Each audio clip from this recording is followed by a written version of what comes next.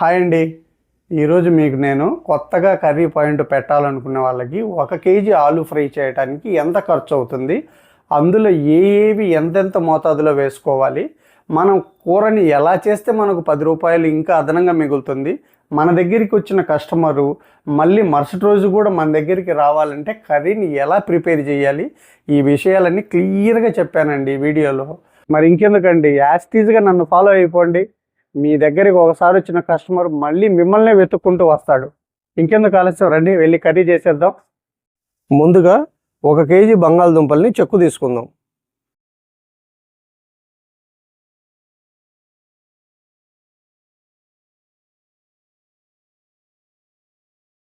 మొత్తం ఇలా చెక్కు తీసుకున్నాం కదా, ఇప్పుడు కట్ చేసుకుందాం.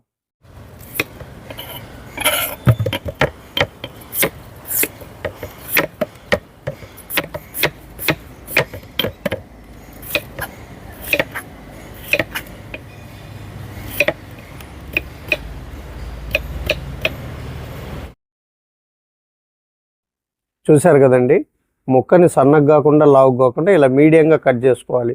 ఒక్కొక్క కర్రీకి ఒక్కో విధంగా కూరగాయని కట్ చేసుకుంటేనే చూడటానికి అందంగా ఉంటుంది, తినటానికి రుచిగా కూడా ఉంటుంది, మనం చేసుకోవటానికి కూడా సులువుగా ఉంటుంది. ఇప్పుడు మనం చేసే కర్రీకి ఇలా ఉంటేనే దీనికి కరెక్ట్గా సరిపోతుంది పీస్ అన్నది. మొత్తం ఇలాగే మీడియం సైజులో కట్ చేసుకుందాం. దుంపలన్నీ ఇలా కట్ చేసుకున్నాం కదా, ఒక 2 సార్లు శుభ్రంగా కడుక్కుందాం.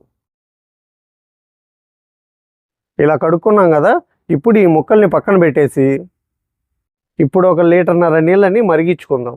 మామూలుగా అందరూ చేసే పని ఏంటంటే చన్నీళ్ళల్లో ముక్కలు వేసేసి ఉప్పు పసుపు వేసేసి పొయ్యి మీద పెట్టేసి బాయిల్ చేస్తారు. అలా చేయటం వల్ల మనం చేసే కూరగాయ ఏ కూరగాయ అయినా చప్పబడిపోతుంది చన్నీళ్ళల్లో అంతసేపు ఉండటం వల్ల. రెండోది ఏంటంటే మనం బాయిల్ చేసిన కూరగాయని తీసి తాలింపు వేసినప్పుడు ఒకదానికొకటి ఇలా గుజ్జుగా టచ్ అయిపోయి మన కూర అంతా దగ్గరికి అయిపోతుంది, పొడి పొడిగా రాదు.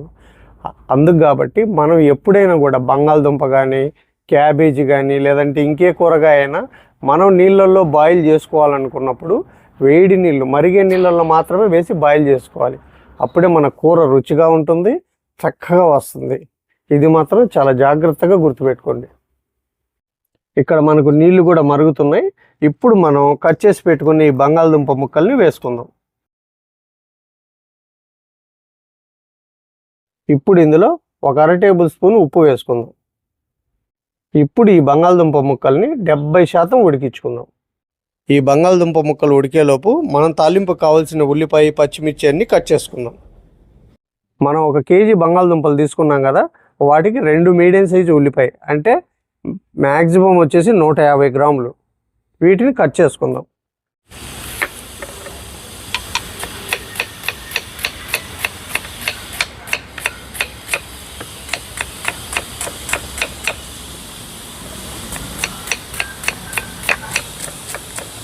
చూసారు కదా, మనం చేసే కర్రీకి ఇప్పుడు ఇలా కట్ చేసుకోవాలి. అప్పుడే ఆ కర్రీకి అందం, మనం తినటానికి బాగుంటుంది, చూడటానికి కూడా చాలా బాగుంటుంది. ఈ కట్ చేసిన ఉల్లిపాయల్ని ఒక బౌల్లోకి తీసుకొని పక్కన పెట్టుకుందాం.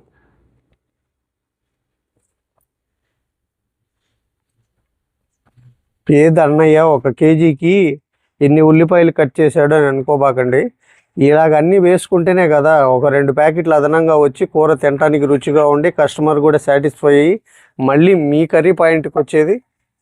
ఇప్పుడు ఒక 4 పచ్చిమిర్చిని చీల్చుకుందాం.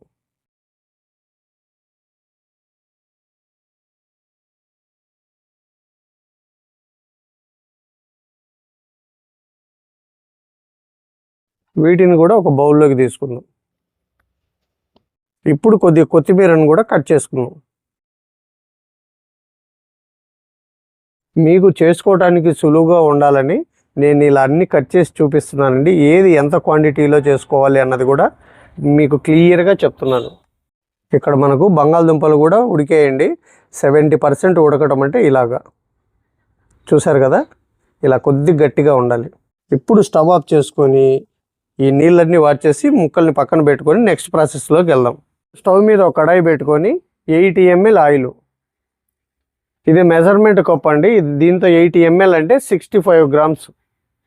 1 కేజీ బంగాళదుంపకి 65 గ్రామ్స్ ఆయిల్ వాడుతున్నాం. ఆయిల్ కొద్దిగా వేడైన తర్వాత 1 టేబుల్ స్పూన్ పచ్చిపప్పు, 1/2 టేబుల్ స్పూను మినపప్పు, 1/2 టేబుల్ స్పూన్ ఆవాలు, 1/2 టేబుల్ స్పూన్ జీలకర్ర, ఒక 4 ఎండుమిర్చి. పప్పులు కొద్దిగా వేగిన తర్వాత 2 రెబ్బలు కరివేపాకు,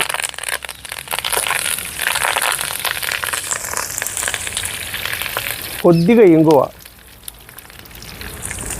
మనకు చాలామంది ఇంగువ ఎందుకు వాడతారో తెలియదు, అందరూ వాడతారు కదా అని వాడేస్తారు. కానీ ఇంగువ వాడడం వల్ల 2 లాభాలు చెప్తానండి. పోపు అయితే వేగింది.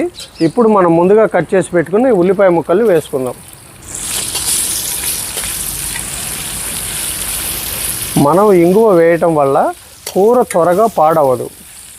రెండోది ఏంటంటే ఉప్పు కారాలు అన్నటివి చప్పబడకుండా ఆపగలుగుతుంది అన్నమాట. అంటే మనం ఈ పూటది రెండో పూట తిన్నా కూడా ఉదయం తిన్నప్పుడు ఎలాగుందో మధ్యాహ్నం తిన్నప్పుడు కూడా కూర అదే రుచిగా ఉంటుంది. అందువల్లనే ఇంగువ వాడతారు. ఒకవేళ తెలియకపోతే కనుక మీరు కూరల్లో ఏ కూరలైనా వాడుకోవచ్చు. ఇంకో ప్లస్ ఏంటంటే మనం వాడే కూరగాయల్లో ఏదైనా బ్యాక్టీరియా ఉన్నా కూడా దానివల్ల మనకి ఎటువంటి ఇబ్బంది లేకుండా చూస్తుంది. ఇప్పుడు ఈ ఉల్లిపాయల్ని రంగు మారేంత వరకు వేపుకుందాం. ఉల్లిపాయలు ఇలా రంగు మారితే సరిపోతుందండి. ఇప్పుడు ఇందులో 1 టేబుల్ స్పూన్ అల్లం వెల్లుల్లి పేస్టు, మనం చీల్చి పెట్టుకున్న పచ్చిమిర్చి చీలికలు. ఇప్పుడు ఈ అల్లం వెల్లుల్లి పేస్ట్ని 1 నిమిషం పాటు ఫ్రై చేసుకుందాం. అల్లం వెల్లుల్లి పేస్ట్ వేగిందండి. ఇప్పుడు ఇందులో 1 టీ స్పూన్ పసుపు, 2 టేబుల్ స్పూన్లు కారం, టేబుల్ స్పూన్ ధనియాల పొడి, టీ స్పూన్ వేయించిన జీలకర్ర పొడి.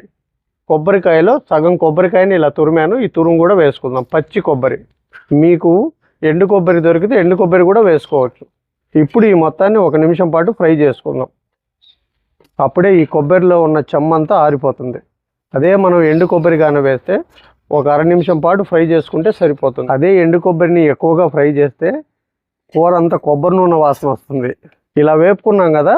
ఇప్పుడు మనం ముందుగానే ఉడికించి పెట్టుకున్న ఈ బంగాళదుంప ముక్కల్ని వేసుకుందాం. మనం బాయిల్ చేసేటప్పుడు 1/2 టేబుల్ స్పూన్ ఉప్పు వేసాం కదా. ఇప్పుడు ఇంకో 1/2 టేబుల్ స్పూన్ ఉప్పు వేసుకుందాం. ఇప్పుడు 1 టీ స్పూన్ కసూరి మేతి. ఇప్పుడు స్టవ్ని హై ఫ్లేమ్లో పెట్టుకొని మనం వేసిన ఉప్పు కారం మసాలాలన్నీ ముక్కలకు పట్టి మిగిలిన 30% కూడా ముక్కలు బాయిల్ అయ్యేంత వరకు ఫ్రై చేసుకుందాం. చూస్తున్నారు కదండి, ముక్కలు ఎక్కడైనా కూడా ఒకదానికోటి టచ్ అవ్వకుండా ఎంత పొడి పొడిగా వచ్చిందో. బంగాళదుంప ఫ్రై అయితే రెడీ అయిపోయిందండి. ఇప్పుడు కొత్తిమీర వేసుకుందాం.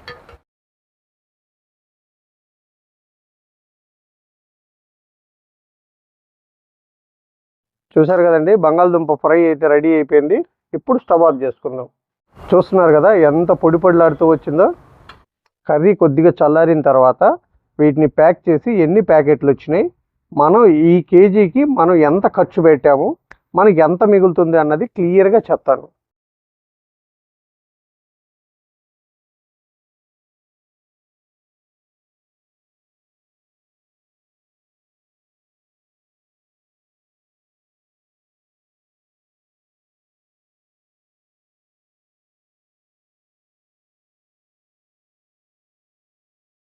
చూసారు కదండి, మనం 1 కేజీ బంగాళదుంపలు ఫ్రై చేస్తే 1 2 3 4 5 6 7 8 9 ప్యాకెట్లు వచ్చినాయి.